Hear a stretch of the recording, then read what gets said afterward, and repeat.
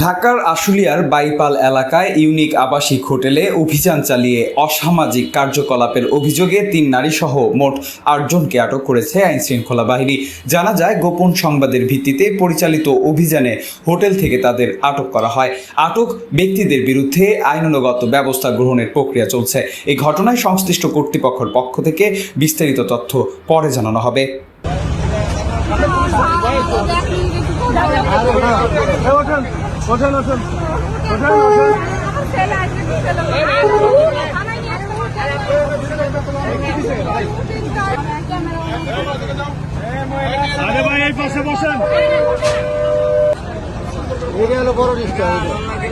এই পাশে পাশে তুমি চাপ দাও, চাপ দাও।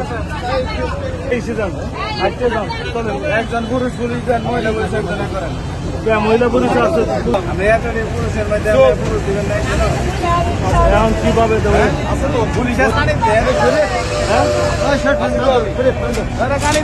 বাইরে আছে, বাইরে এসে বসেন, চাপ দাও।